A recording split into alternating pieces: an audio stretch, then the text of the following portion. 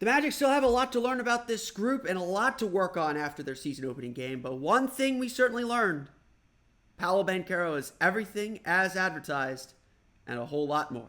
It's time for Locked On Magic.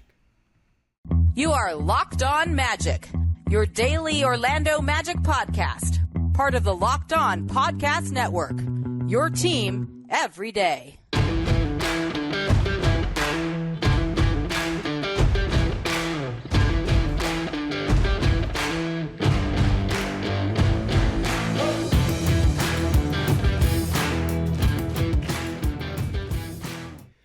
And you are indeed Locked On Magic. Today is October 20th, 2022. My name is Philip Rossman-Reich. I'm the expert and site editor over at OrlandoMagicDaily.com. Of course, follow me on Twitter at PhilipRR_OMD. On today's episode of Locked On Magic, the Orlando Magic fall to the Detroit Pistons, but we get to see Paolo Banchero in all of his glory and majesty. Just look at the majesty. We'll talk a little bit about Paolo and his historic performance, plus where the Magic went wrong in their opening night game, a game that they definitely feel like they should have won. No offense to the Detroit Pistons, who went out and won the game, but a game that the Magic definitely feel like they squandered as they continue to learn how to play and learn how to play together. We'll get to all that coming up here in just a moment, but first we want to thank you again for making Locked On Magic part of your day every day. No matter when you listen to us, whether it's first thing in the morning, whether it's right when we upload, no matter when, we truly appreciate you making Locked On Magic part of your day every day. Remember, there's a great Locked On podcast covering every single team in the NBA. Just search for Locked On and the team you're looking for, the Locked On Podcast Network. It's your team every day. The place I think to start with Paolo is to describe everything that people thought he wasn't. I think that the one thing that we're learning very, very quickly here with this rookie is the way people looked at him at Duke, the way people looked at him in college, isn't quite the whole story. We were told that he wasn't much of a passer. We were told that he wasn't that interested defensively. We were told he wasn't a great athlete. There were concerns about his ability to finish at the NBA and compete against NBA athletes. We were told all these things, but the core of why Paolo Banchero was made the number one pick and was a top pick in last year's draft was that he was just a bucket. He was going to get baskets and he was going to make things happen. And that's why you take him number one, because he is the kind of player that just does the basic thing you have to do in a basketball game, and that's make shots. But the Orlando Magic have seen through Summer League, through preseason, and now into the regular season, of course, doesn't quite fit that narrative. Yes, Paolo Banchero is a bucket, but he's a passer to the point that the Magic want him on the ball making decisions and making reads. He is I wouldn't say a great defender, but he is a capable defender. And while he showed hints of this at Duke, in Orlando, he's going to have a lot more freedom to be a better defender. And they're going to be relied upon to be a better defender. Still, and athletically, yes, he could just ask Corey Joseph how good of an athlete Paolo Banchero is. Paolo looks so good, not just because he has that NBA-ready body that seems like he's going to just drop right into the NBA and do what he did at Duke, which we'll get to. Paolo Banchero seems like he'll work because of his demeanor. The guy isn't going to get hyped for a big play. He's not going to get down for a bad play. He's going to find that level, and he's got this cool, calm demeanor that you want in your star, that you want in someone who's going to make it in this league. But there are those moments when that focus narrows, when you can see that Paolo's reaching, or that the superstar is reaching that next gear. that second gear, that third gear, when something really has their attention, when their eyes widen a little bit. And they make those humongous plays. We saw that from Paolo Banchero in the Magic's loss to the Detroit Pistons on Wednesday. With the Magic trailing by 8, Banchero committed a turnover. With Cole Anthony out because of an illness, the Magic didn't have any point guards. They had Jalen Suggs and R.J. Hampton. They tried Franz Wagner. It didn't work. And so Paolo had to do some point guards. We saw some point Paolo. And the Pistons upped the pressure when this happened. And Killian Hayes was able to knock the ball away from Banchero on the perimeter and seemed to be going for an easy dunk that would make it a 10-point game with about 10 minutes to play in the fourth. Banchero did exactly what the Magic want in this moment. He didn't mope about the mistake. He didn't let the mistake compound. He got after it. He got back on defense and blocked Killian Hayes' shot, starting a fast break that found R.J. Hampton for a 3 and turned what would have been a 10-point deficit into a 5-point deficit. And it was game on from there. Only a few minutes later, the Magic got a fast break again. And this time, Paolo Banchero finished. With only Corey Joseph in his way, Paolo Banchero got his first NBA poster and just yammed it on him. This is Paolo Banchero. This is the focused superstar Paolo Banchero, ready to go out for blood. And late in this game, in a close game, the Magic turned to Paolo time and time again. He scored 13 of his 27 points in the fourth quarter. He was playing great, and everyone was thrilled about the way that he played before we got to that point, before we got to the fourth quarter. And it only got better from there. 13 of 27 points. This was a truly historic performance from Paolo Banchero. Finishing with 27 points. 11 for 18 shooting. 5 for 7 from the foul line. 9 rebounds. 5 assists. And 2 blocked shots. He was +2 for the game, by the way. In 35 minutes. Nearly 35 and a half minutes. Paolo Banchero became the first rookie to score 25 or more points in his first game, in his debut game since LeBron James. He's the first player to get 25, 5, and 5 in his debut game since LeBron James. In fact, since 1969, there are only 3 rookies to score 25, 5, and 5, 25 points, 5 rebounds, 5 assists in their debut game. LeBron James, Paolo Banchero, and some guy named Kareem Abdul-Jabbar. Kareem and LeBron are only the top 2 scorers all time in NBA history. Paolo Banchero scored the most points by a rookie in a debut game since Allen Iverson in 1997. And honestly, he did all this without being the superstar on the ball all the time.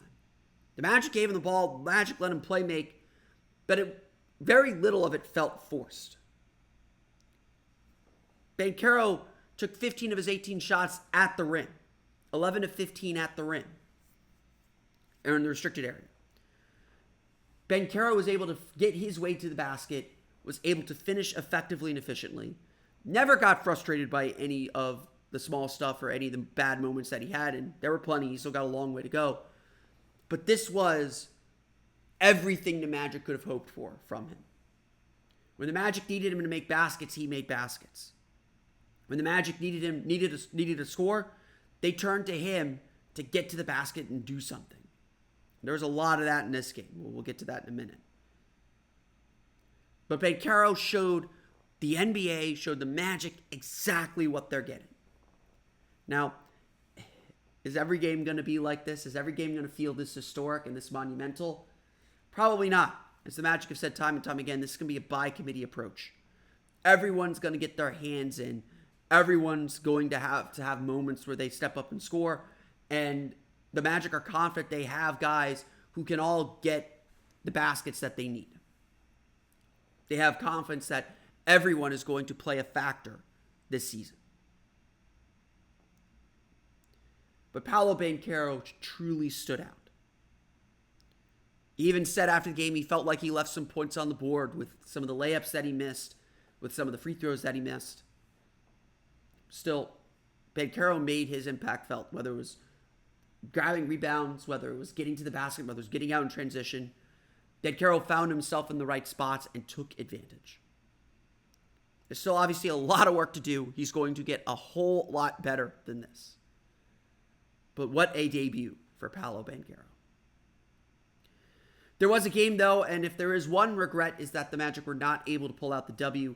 We'll break down why the Magic ultimately lost this game and what that means moving forward. We'll get to that coming up here in just a moment. But first, a quick word from our pals at BetOnline. BetOnline.net is your number one source for betting, football, and the start of the new basketball season. So find all of the latest player developments, team matchups, news, podcasts, and in-depth analysis on every game. And as always, BetOnline remains your continued source for all your sport wagering information with live betting and up-to-the-minute scores for every sport out there. You can check it out. They've got odds on where the Magic will finish within the Southeast Division, plus most improved player odds, and I'm sure Paolo Banchero is sticking at 2-1 as the Rookie of the Year, especially after this incredible debut. So, again, easy money probably, right? Just double your money. The fastest, easiest way to check in on all your favorite games and events, including MLB, MMA, boxing, and golf. Head to the website today or use your mobile device to learn more. Bet online, where the game starts. So obviously, as good as Paolo Banchero was, and there were a lot of good individual performances. We'll get into some of them toward the back half of the show here. But obviously, the number one goal is to get the win.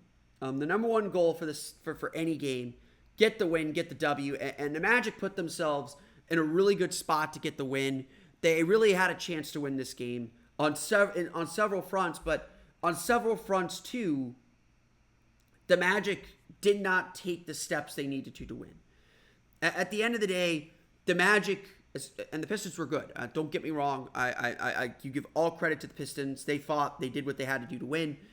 The Magic made just several critical, self-inflicted mistakes that cost them in the end. There were a few key moments that are worth noting, but at the end of the day, the fourth quarter, the Magic found themselves down 7. They rallied to get back within 1. It was, I believe, 108-107.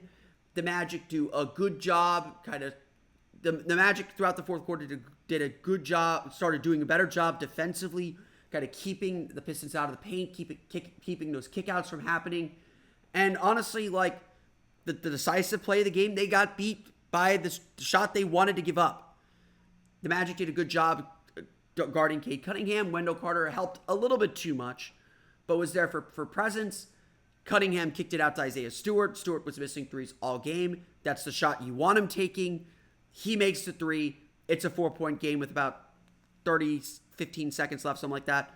And that's game over. That was essentially game over as Orlando was unable to get a 3 on the back end of that possession. Getting to that point, though, was a bit of a roller coaster of defense, of just inconsistency. And again, it really all starts with the Magic's mistakes. The Magic came out of the gates blazing.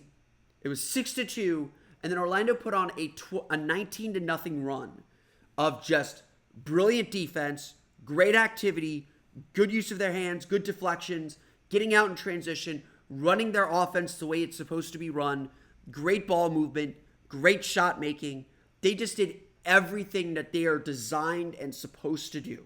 Defensively, they were active. Ball was moving. Ball was hopping.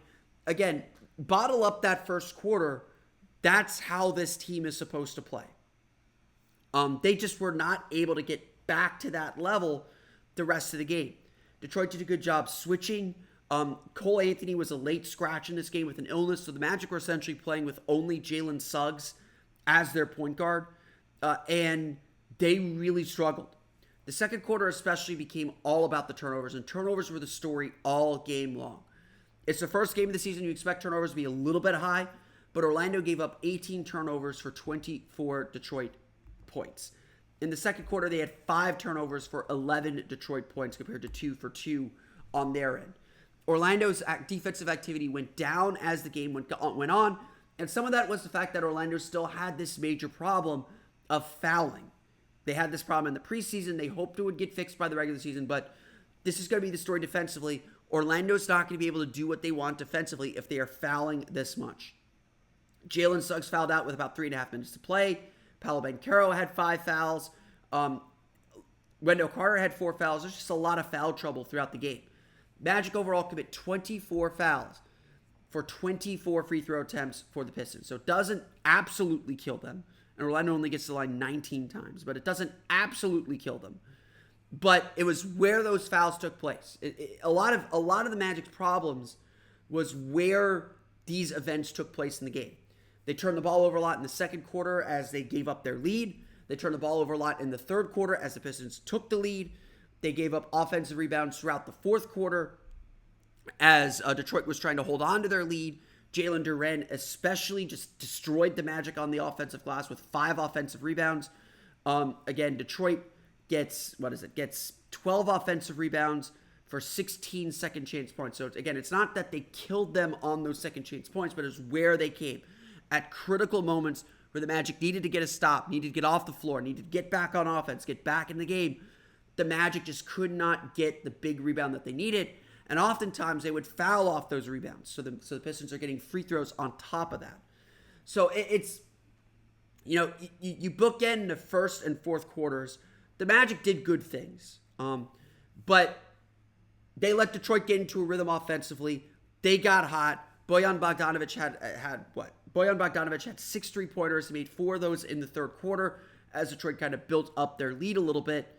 Orlando was able to score pretty consistently. You look at the Magic's offense, 28, 27, 28, 26. That's usually going to do well. Defensively, they were all over the place. 17, 40, 34, 22 by quarter.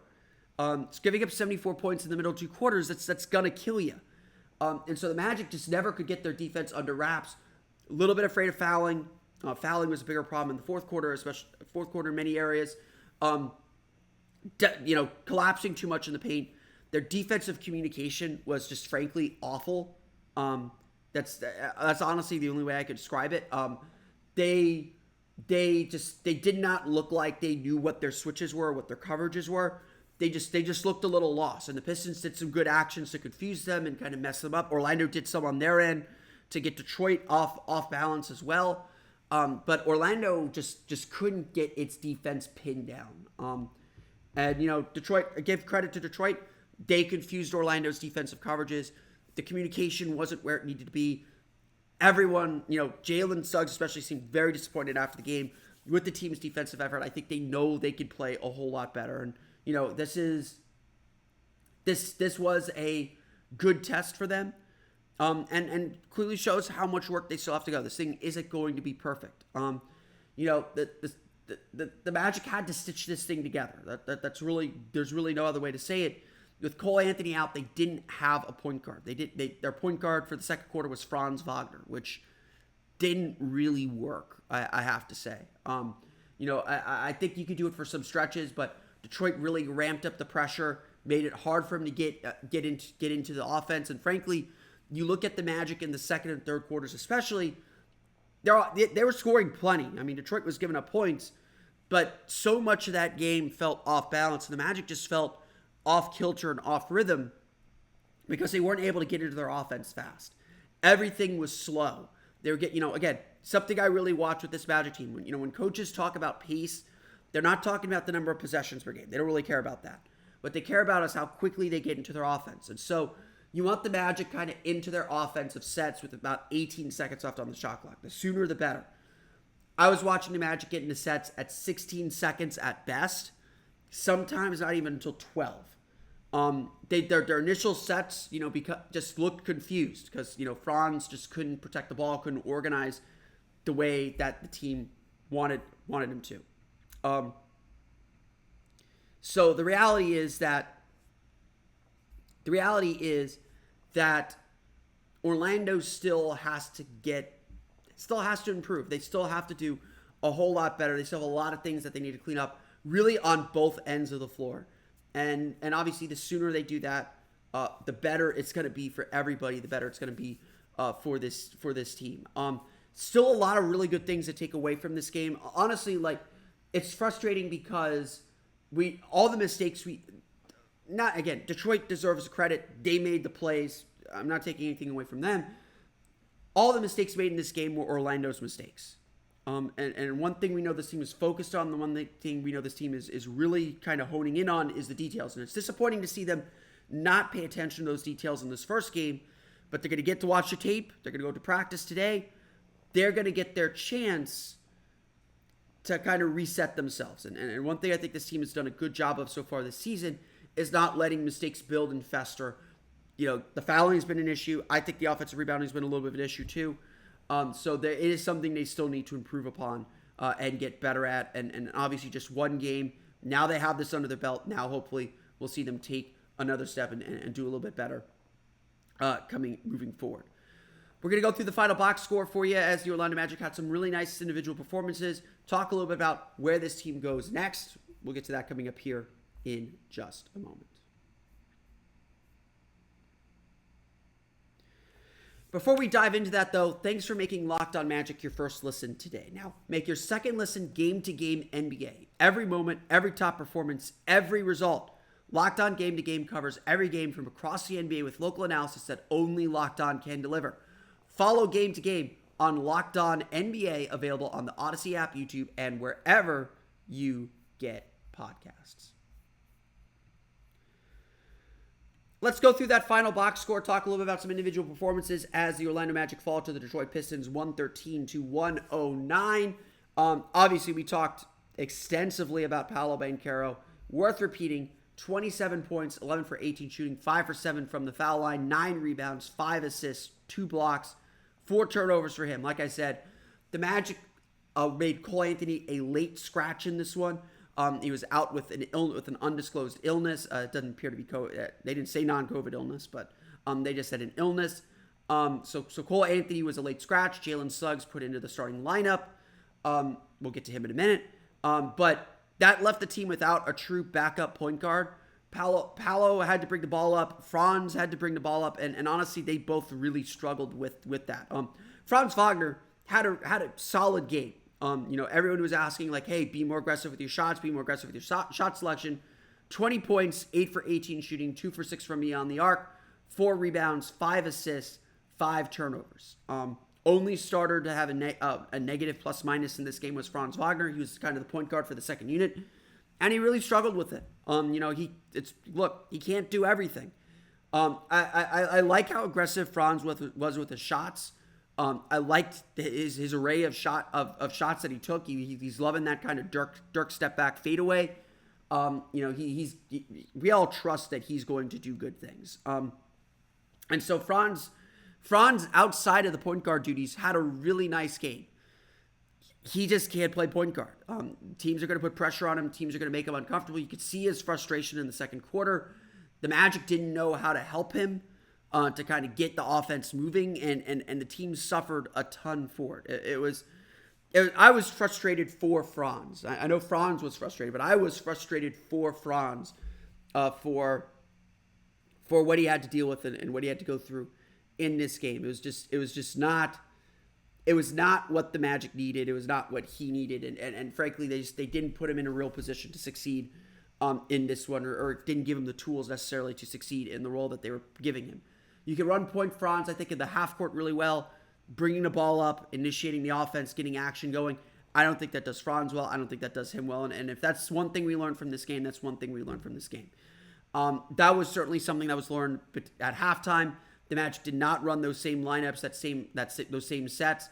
RJ Hampton, who did not play in the first half, played in the second half, 11-29 in the game, 7 points, 1 for 2 shooting, 4 rebounds, 2 assists, 1 steal, no turnovers, +5 with +7. He had 5 points. +7, the only player off the bench with a positive plus-minus.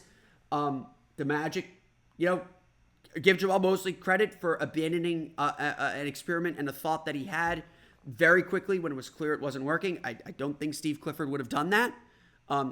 Nudge, nudge, Aaron Gordon at point guard. But not to always compare Jamal Mosley to Steve Clifford, but definitely a tactical error not to see that quicker, not to see that sooner, and bring in someone who's at least a little more experienced as a point guard in to kind of settle this team down. Jalen Suggs, early on looked awful. I just have to say this. He looked awful early on. Missed a defensive assignment. Still going for steals a little bit too much, but defense was solid other than that early stretch. Turnovers were an issue for him as well. 4 turnovers. He's not really a point guard either. He's a little overzealous with his fouling, but Jalen, as much as he struggled in the first half, he found his way in the third quarter. Found his way in such a big way. And it started with him just getting to the basket and seeing the ball go through the net. Then all of a sudden, it felt like he had his rhythm. 21 points, 8 for 11 shooting, 4 for 6 from deep, 1 for 1 from the foul line, 3 assists, 2 steals. Like I said, 4 turnovers. He fouled out with 3.5 minutes to play on just a bad decision to foul out. 18 of those 21 points came in the third quarter. He kept the magic in this game. When Bojan Bogdanovic was going off in the third quarter, Jalen Suggs was the guy who answered the call, who answered the bell, and matched Bogdanovic to keep the magic in this game. Who knows if this three-point shooting is real? He missed 2 3-pointers earlier in the game, and they did not look that great. But when he found his rhythm, when he had kind of that look in his eye, and just shot confidently and wasn't thinking too much, yeah, he could stroke it. He could hit it. And so hopefully this is something real. Hopefully this is something that carries over. And again, one game, you can't make too many judgments. But this was a really, really good performance and a really, really good showing from him. Hopefully this is a game that launches him a little bit, that gives him a little bit of that confidence, that lets him kind of get that ball rolling. Because he was really good offensively. He was the engine driving the team in the third quarter, and the Magic really, really, really, really needed it. Other starters, Wendell Carter, 11 points, 11 rebounds, 5 for 8 shooting, not super involved in this one. The Magic, because, and I think that's part and parcel to not having a point guard, to be honest. As good as Franz Wagner, and I think a lot of Franz's turnovers came with him trying to force the ball to Wendell. They were trying to get him involved, but just he wasn't open on those pick and rolls. But part and parcel of not having a point guard is the Magic couldn't initiate their offense, couldn't get him the ball in the high post in the spots that he likes and the spots that he can use to make this team effective. And so I think he really struggled with that lack of distribution. He'll have big games. I'm not worried about Wendell Carter. Defensively, he missed a lot of box-out assignments. Jalen Duren got him plenty of times, especially in critical moments. I think he understood that. The Magic were switching a lot, so Wendell was on the perimeter a lot, so the Magic have to be a little bit better as a gang rebounding team as well, just making sure they secure the glass. And again, just a lot of work, just a lot of like kind of finer details, just understanding, find a body. Like the lack of boxing out, like that drives me nuts a lot of times in the NBA. Find a body, box out, make sure you get that rebound. That's always first priority, number one, and it wasn't for the Magic, and that's one of the reasons why they lost this game. Terence Ross had a really nice bounce-back game, 13 points, 5 for 12 shooting, 3 for 8 from deep. That's kind of what I would expect from Terence Ross. Those kind of shooting numbers. Really gave good support, missed a couple shots toward the end, but big reason why the Magic raced out to that 19-0 run and that big lead in the first quarter. Off the bench, Bol, 10 points, 4 for 6 shooting. Just all over the place. Bol is, I think, still getting comfortable on the court, and I think the Magic want to give him the space to get comfortable on the court. He can make an impact. Defensively, definitely shouldn't be guarding guys on the perimeter. I think that he struggled a little bit with that. But obviously his length allows him to recover pretty quickly in those cases. Orlando shoots 48.8% from the floor, 11 for 30 from beyond the arc, 14 for 19 from the foul line, 10 offensive rebounds, like I said, 18 turnovers. Killer for the Magic, the Pistons, with 24 points off those 18 turnovers. Detroit led in scoring by Bojan Bogdanovic, 24 points, 8 for 16 shooting, 6 for 10 from beyond the arc. Cade Cunningham, 18 points, 10 assists to 6 for 16 shooting. The Magic actually, I thought, did a good job defensively on him. He did pick up his scoring a little bit in the fourth quarter to try and get the Pistons over the finish line.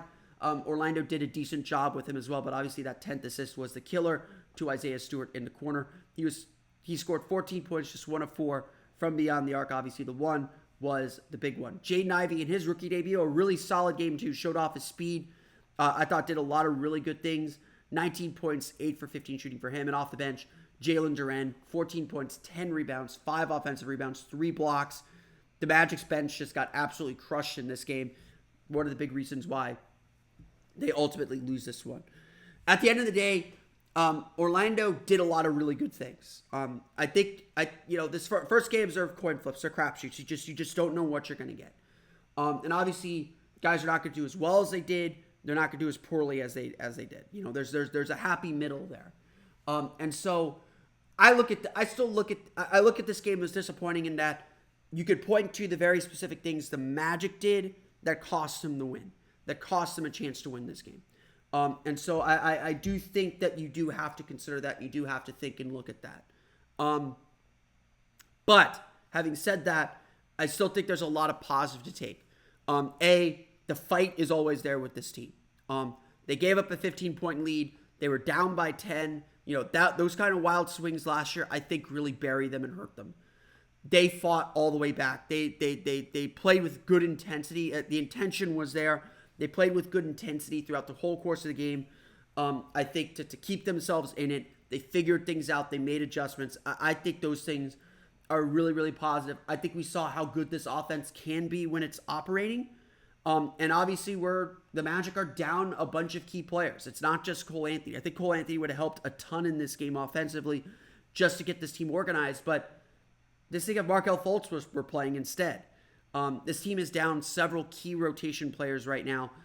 So there are a lot of the games still count. You still got to win, but there are a lot of really good signs from this team. I think the defense is there. I think there's just a little fine tuning on the aggression that needs to be done. I'm not a fan of their 3-2 zone. I just did not think they were aggressive enough in it. I did not think that they used their length particularly well. I think they allowed too many middle drives, and that kills your zone defense. But having said that, there's potential there too, and there's potential defensively. There's plenty of potential defensively. They just got to stop fouling. They just got to stop giving away possessions. And I think they'll be fine. They'll do okay. Obviously, the competition level is about to increase significantly. The start of the Magic schedule is just brutal. They're going to have to find a way to scratch out some wins, just kind of stay above water here if they want to accomplish something. But a lot to really like about this game. Overall, honestly, like as much as the Magic gave away things in this one, I think that this was an overall positive night for the Orlando Magic. I think that they did a lot of really, really good things, and I think that there is something to build on and something to grow from here. And it's not just that Paolo Banchero had such an incredible game. But that's going to do it for me today. I want to thank you all again for listening to today's episode of Locked On Magic. Of course, find me on Twitter at @PhilipRR_OMD. Subscribe to the podcast at Apple Podcasts, Stitcher, TuneIn, Himalaya, Google Play, Spotify, Odyssey, and all the fun places to download podcasts to your podcast-enabled listening device. For the latest on the Orlando Magic, be sure to check out OrlandoMagicDaily.com. You can follow us there on Twitter at OMagicDaily. Now that you're done listening to us, go check out the Locked On NBA podcast. The Locked On NBA podcast is your daily recap from our local NBA experts and insiders. They have you covered on and off the court all season long. All the biggest stories around the NBA every Monday through Friday in less than 30 minutes. It's available on YouTube, Odyssey, and wherever you get your podcasts. That's going to do it for me today, though. I want to thank you all again for listening to today's episode of Locked On Magic. For Orlando Magic Daily and Locked On Magic, this has been Philip Rossman-Reich. We'll see you all again next time for another episode of Locked On Magic.